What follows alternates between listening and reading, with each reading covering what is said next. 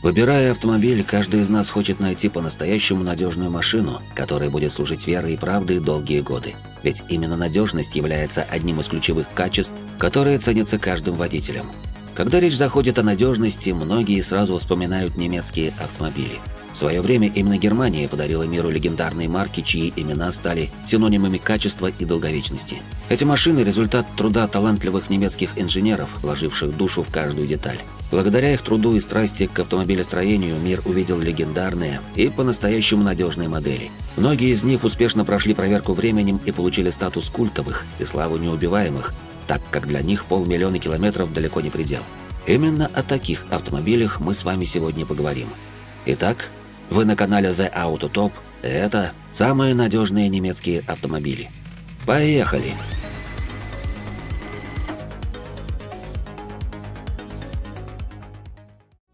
Немецкие автопроизводители долгое время считались эталоном качества и инженерного мастерства в автомобильной индустрии.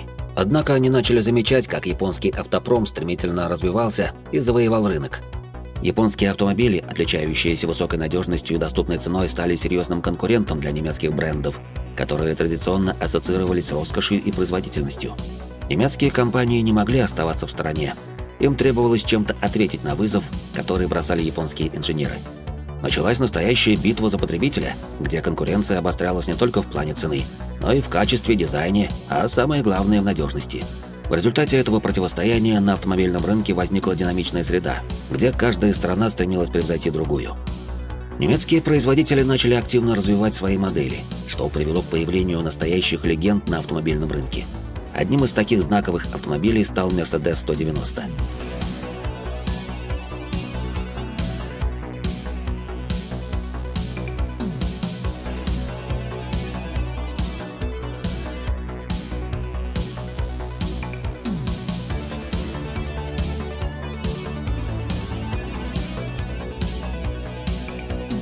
«190» широко распахнул перед Mercedes-Benz дверь в компактный сегмент. Импульсом для его разработки стали правила экономичности, введенные на рынке США после первого нефтяного кризиса. Согласно регламенту, все автомобильные фирмы американского рынка должны были ежегодно снижать средний расход топлива модельной гаммы вплоть до значения 8 литров на 100 километров. Без компактной модели в линейке Mercedes-Benz банально не мог выполнить это условие. Решение о разработке V201 приняли в январе 1974 года. Причем с самого начала руководитель отдела перспективных разработок доктор Ганс Шеренберг максимально высоко установил планку для подчиненных. Нужно было построить настоящий Mercedes-Benz в классе, в котором еще не было Mercedes-Benz. Понятно, что при таких вводных разработка компактного Mercedes просто обязана была обойтись дорого. Хотя, судя по всему, она оказалась еще дороже. С начала проекта в январе 1974 по январь 1982 года, когда стартовал выпуск пилотной партии 190, успели потратить свыше 2 миллиардов дойчмарок. Это целый $1 миллиард по курсу того времени. Сюда вошли не только средства на разработку и наладку новых производственных линий, но и расходы на переоборудование завода Mercedes-Benz. Чтобы скрыть новую компактную модель от любопытных глаз во время дорожных испытаний, в Mercedes-Benz пошли на хитрость. Тестовые машины новой модели замаскировали, придав им черты сходства с дешевыми японскими тачками, убрав весь хром и другие фирменные элементы, которые могли бы выдать истинное происхождение модели. А на радиатор налепили логотип Ushido. В те времена в Европу хлынул поток японских моделей, совсем как сейчас китайцы в России, и автомобилисты в них не разбирались. Datsun, Toyota, Ushido – все было параллельно. 是你吗，惠娘？惠娘，我是惠娘，我是惠娘。 Чем же был хорош и интересен маленький Мерседес? Внешне это, разумеется, квадратиш практиш гуд. Дизайнер Бруно Сакко создал нетленный шедевр. Ведь вплоть до середины 90-х годов, пока в автомобильном дизайне не стали господствовать замыленные биоформы, пропорциональный и безупречно сложенный 190 выглядел атлетом, в котором безошибочно читалась принадлежность к представителям старейшей немецкой марки. Говоря об уникальных особенностях 190-го, в первую очередь вспоминают про уровень пассивной безопасности, по которому V201 не уступал, например, флагманскому 126-му. Однако сначала журналистов, а затем и покупателей еще сильнее впечатляла специально созданная для модели задняя многорычажная подвеска с самовыравнивающимися амортизаторами. Настоящие технологии суперкаров на компактном седане. А вот под капотом базовых бензиновых версий была карбюраторная четверка М102, которая выдавала в 2-литровом варианте 105 лошадиных сил. Относительно небольшой машине с длиной кузова 4400 мм этого было вполне достаточно, хотя любители поэкономить или поработать в такси отдавали предпочтение дизельному 190-му с надежным мотором ОМ602. Надежность двигателя объясняется его довольно простой конструкцией. Он представляет собой 5-цилиндровый дизельный двигатель объемом 2,5 и 2,9 литра с чугунным блоком цилиндров и сухими гильзами. В целом конструкция сейчас редкая, но очень удобная в обслуживании и надежная. Очевидно, что инженеры изначально закладывали в него очень высокие ресурсы и потенциал к модернизации. Эти двигатели выхаживают 500 тысяч вообще без каких-либо проблем. Нередко встречаются экземпляры с пробегом 1 миллион километров и даже более. А ведь был еще и совершенно другой 190-й. You want to know what it's really like? Then drive it. Spend some time in here. The Mercedes-Benz 190E 2.6. It'll feel like nothing else you've ever driven. Take a look at one now. В сентябре 1983 года на франкфуртском автосалоне представили версию Mercedes 190E 2.316. 185 лошадиных сил позволяли относительно легкой машине разгоняться до 100 км в час всего за 7,5 секунд. А ускорение останавливалось на показателе 230 км в час. Согласитесь, это достойный результат. Для того, чтобы убедить потенциальных покупателей и продемонстрировать всему миру высочайший уровень качества и надежности новой модели, руководители Mercedes-Benz решили провести заезд на гоночном треке в Нардо, Италия. Задача стояла просто безумная, а именно преодолеть расстояние в 50 тысяч километров без поломок. По расчетам инженеров, гонка должна была закончиться утром 8-го дня, при отсутствии поломок и других внеплановых трудностей. В гонке участвовали 18 пилотов, по 6 на каждый автомобиль. Каждые 2,5 часа происходил 20-секундный пит-стоп для смены пилота. Каждые 8,5 тысяч километров менялись задние колеса, каждые 17 тысяч километров передние. В эти же минутные перерывы происходила дозаправка.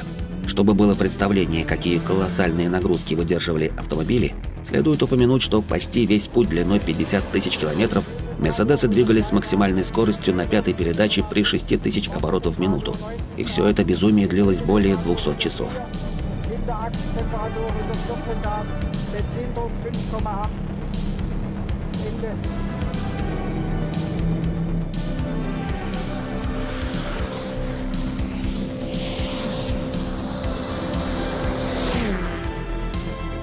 Несмотря на тяжелейшие нагрузки, после заезда моторы не требовали ремонта и работали как часы. Такой 190-й напрямую причастен к расцвету славы Айртона Сенны. За рулем Mercedes-Benz 190 бразилец выиграл выставочную гонку на Нюрбургринге 12 мая 1984 года. Красивая победа над соперниками, выступавшими на идентичных Mercedes-Benz 190, стала еще одной ступенькой в феноменальной карьере Сенны. В Штутгарте до последнего момента опасались, что Mercedes-Benz нового формата публика не поймет и не примет. Первые же звоночки в прессе, когда журналисты называли 190-й Бэйби Бенцем, загоняли стрелку паники в красную зону. Эй, пи***ки, как дела? Воображаем себя шумахерами? Как езда по трассе? Нормально? Что это у вас за машины? Это Мерседесы? О-ля-ля, они тоже считаются машинами? Электромобилем 190 успел побывать задолго до того, как это стало трендом. Еще в мае 1990-го на выставке в Ганновере Mercedes-Benz показал 190E Electro. Не просто концепт, а лимитированную серию полностью работоспособных электричек. Популярность Mercedes-Benz 190 порой принимала абсурдные формы. Классический дизайн, респектабельность в компактном формате и, конечно, ездовые характеристики V201 так впечатлили представителей северокорейской промышленности, что они предприняли попытку сделать нелегальную копию надежного немецкого седана. Известный как Cayenne Science 88, типичный пример обратного инжиниринга. Инженеры из КНДР замерили все параметры настоящего 190-го и построили свой вариант. Без климатической системы, без открывающихся окон, зато с 4-цилиндровым мотором советского производства от ГАЗ-21. К счастью, до серийного выпуска дело не дошло. Заключительный экземпляр Mercedes-Benz 190 скатился с конвейера 17 мая 1993 года. Общий тираж V201 составил почти 2 миллиона штук. Пусть и на миллион меньше, чем добился рекордный V123, но все равно минимум вдвое выше прогнозов, которые в Штутгарте перед началом производства посчитали бы приемлемыми. Mercedes 190 стал образцом качества, надежности и долговечности, навсегда вписав свое имя в историю мирового автомобилестроения.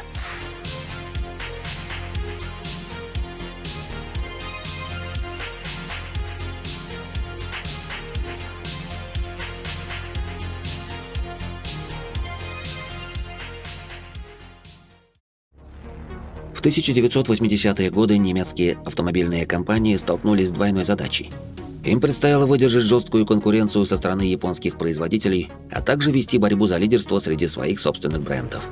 На этом фоне особенно ярко проявилось соперничество двух гигантов немецкого автопрома Mercedes и BMW. Пока инженеры Mercedes-Benz трудились над созданием V201, стремясь укрепить позиции бренда в сегменте компактных автомобилей, компания BMW сделала неожиданный ход. Она опередила своего главного соперника, выпустив на рынок модель, которая задала новые стандарты в своем классе, объединив в себе спортивный характер, надежность и передовые технологии в нескольких поколениях. BMW 3 серии.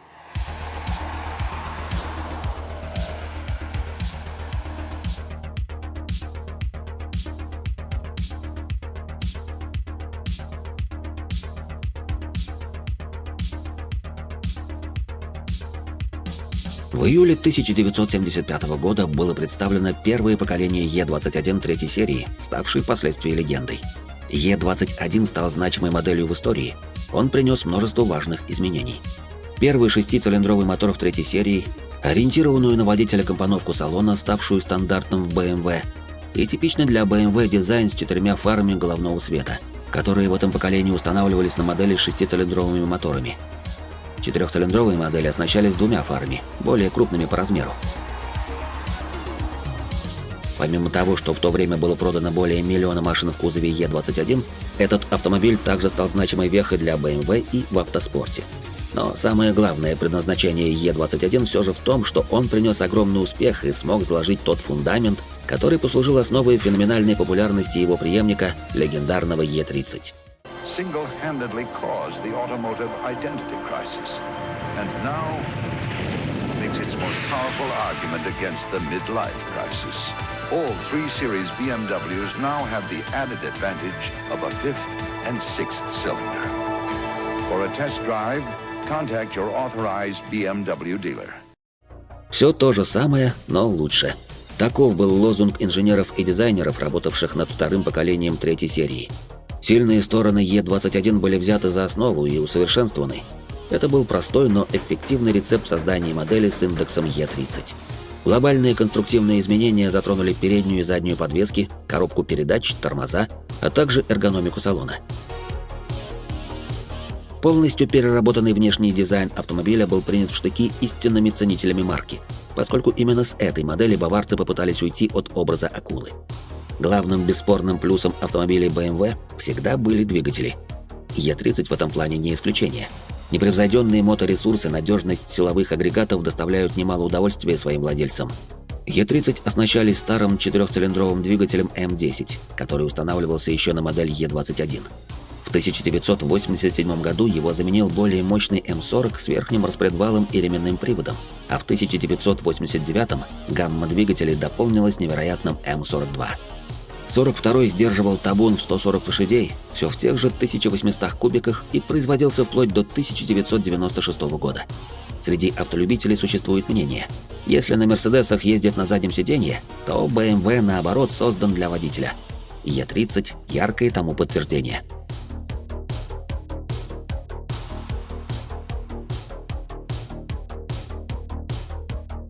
Когда Mercedes-Benz выпустил версию 190E 2.316, компании BMW пришлось срочно искать достойный ответ. Именно тогда Эберхард фон Куенхайм, занявший пост председателя правления, дал добро на создание особо мощного двигателя для BMW 3 серии. Идея была озвучена в ходе беседы с техническим директором подразделения BMW M Полом Роше. Таким образом, приказ на разработку уникального силового агрегата пришел прямо с вершины руководства компании. Роше и его команда оказались полностью готовы к такому вызову. Получив зеленый свет, они приступили к работе с невероятной скоростью. Спустя всего 2 недели первый прототип двигателя уже был готов к испытаниям. С этого момента Е30 стала первой тройкой, которая получила версию М3. BMW M3. 2,3 Liter 16-Ventiler auf Formel-1-Basis. 200 PS. 6,7 Sekunden von 0 auf 100. High Performance, hinter der die ganze Kompetenz einer dynamischen Marke steht. Dynamik aus erster Hand. BMW M3. Freude am Fahren in Reinkultur. BMW M3 заставил экспертов и автолюбителей восхищаться им с самого начала, еще до официального представления автомобиля.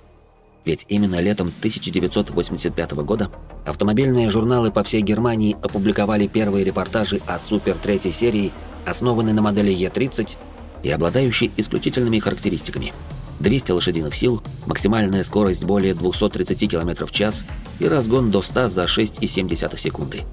Немецкие конструкторы сделали коленчатый вал BMW M3 настолько жестким, что он мог работать даже при 10 тысяч оборотах в минуту и более. Увеличение скорости двигателя примерно на 60% по сравнению с 4-цилиндровым двигателем, выпускаемым серийно. А при 6750 оборотах в минуту максимальная скорость двигателя серийного BMW M3 была значительно ниже критического предела, что обеспечивало достаточный запас для дальнейшего развития. Аэродинамика у M3 была на высоте. Большой передний спойлер и крыло, идущие от одной стороны к другой в задней части, говорили сами за себя. Воздушные заслонки по всему периметру автомобиля также свидетельствовали об аэродинамической проработке всего кузова. Чтобы соответствовать концепции автомобиля, на гоночной трассе Муджелло в Италии состоялась активная презентация BMW M3 для прессы.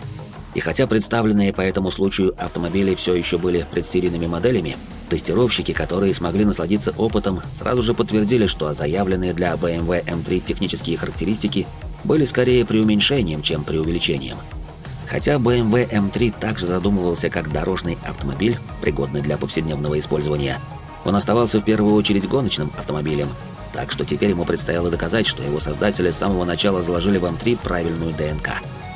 Выиграв ралли Корсика и тем самым одержав первую за 14 лет победу BMW в гонке чемпионата мира по ралли, M3 убедительно доказал, что его успех не ограничивается кольцевыми гонками или гоночными трассами.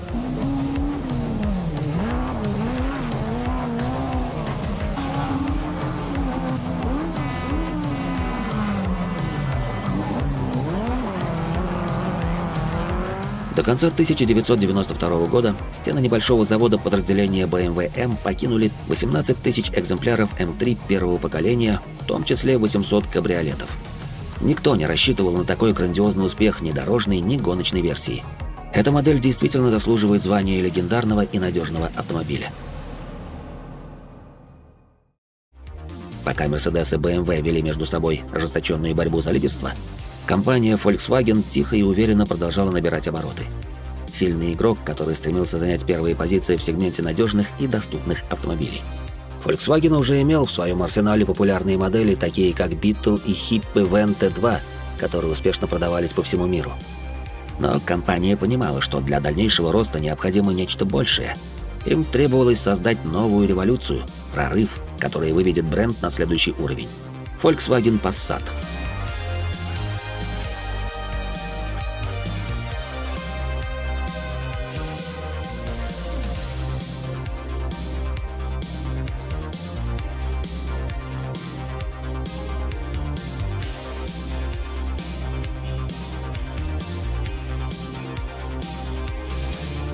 Все началось в далеком 1965 году, когда Audi вошла в состав Volkswagen. Сразу же после слияния был осуществлен совместный проект, результатом которого стал автомобиль Audi 80. А в 1973 появился сконструированный на той же платформе первый Volkswagen Passat. Сенсационная по тем временам машина обладала передним приводом и продольно расположенным двигателем с жидкостным охлаждением впервые на Volkswagen'ах.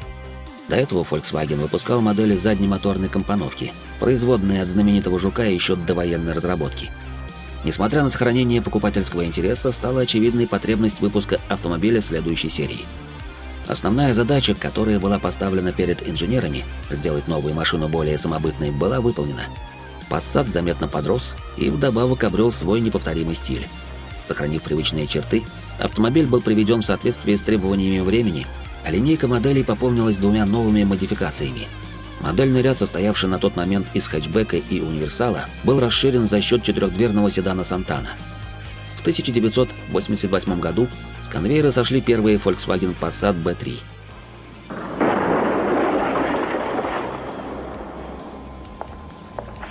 The new Volkswagen Passat. It's built like all Volkswagens. Внешний вид нового детища Volkswagen настолько разительно отличался от своего предшественника, что, казалось, машина была с другой планеты. Новый дизайн, расширенные колесные базы и более мощные двигатели вывели модель на новый уровень. В результате к 1990 году по количеству проданных экземпляров Volkswagen Passat B3 преодолел 6-миллионный рубеж.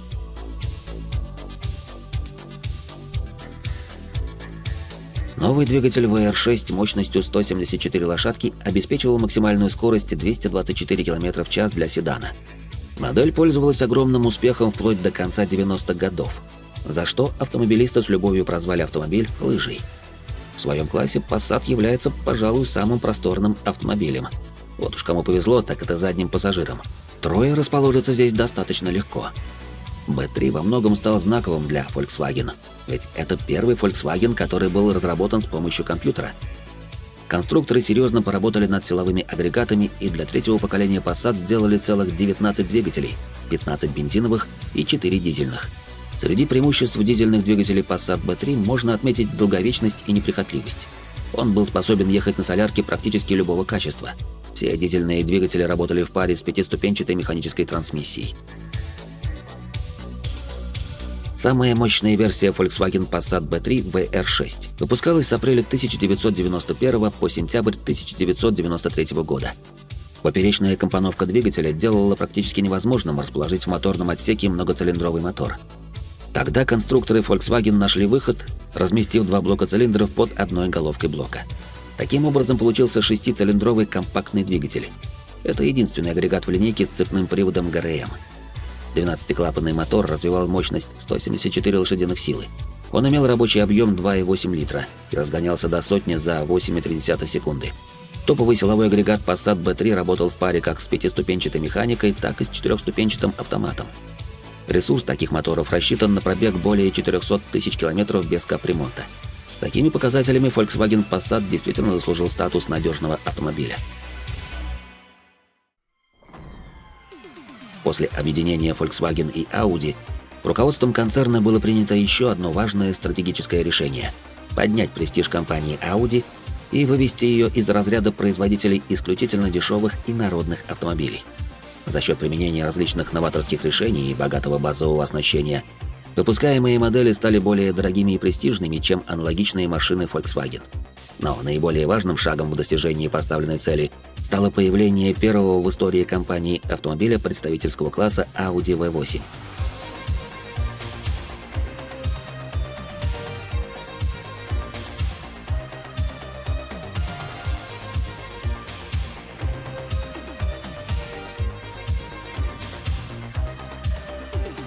Появление этой модели, оснащенной бензиновым 8-цилиндровым двигателем и полным приводом, внесло переполох в ряды немецких производителей подобных автомобилей, заставив их всерьез отнестись к новому конкуренту. Denn, wie sagte schon Kant, alles Wissen stammt aus der Erfahrung. Der Audi V8, die andere Art des Ansehens. Audi V8 оснащались всего двумя бензиновыми 32-клапанными 8-цилиндровыми силовыми агрегатами. Один объемом 3,6 литра, 250 лошадиных сил, и второй 4,2 литра, 280 лошадиных сил. С их помощью почти двухтонный лимузин обладает завидным даже для спортивных машин ускорением, разгоняясь от 0 до 100 за 7 секунд. При этом в экстремальных режимах езды моторы способны поглотить до 20 литров бензина на 100 километров. Поэтому владельцы подобных автомобилей изначально должны быть готовыми к тому, что сэкономить на топливе им не удастся. В среднем при должном уходе двигатели способны откатать более чем 500 тысяч километров. Несомненно, основным преимуществом Audi V8 является его полноприводная трансмиссия Quattro, снабженная межосевым дифференциалом Torsen. Новый длиннобазный седан отличался строгим и лаконичным дизайном и поистине роскошным оснащением. При отделке интерьера использовались кожа и дерево, разумеется, натуральное. Всевозможные электроприводы, высококлассная акустическая система и климат-контроль, прямо скажем, нетипичный набор для Audi тех лет. Тем не менее, все было выполнено с отличным качеством и не хуже, чем у основных конкурентов. Audi V8 оставила значительный след в автомобильной истории за счет выступления в немецкой гоночной серии кузовных автомобилей DTM. Специально подготовленные для этого чемпионата автомобили дебютировали на гоночных трассах в 1990 году и сразу же навязали серьезную борьбу заводским гоночным командам BMW и Mercedes-Benz.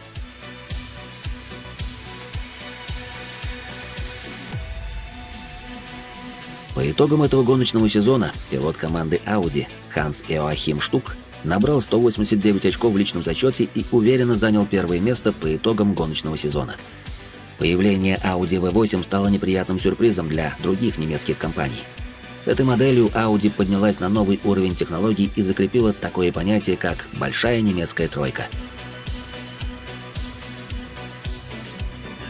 А какой автомобиль у вас и какой у него пробег? Пишите в комментариях. Делитесь этим видео с друзьями и не забудьте поставить лайк и подписаться на наш канал, чтобы не пропускать интересные видео.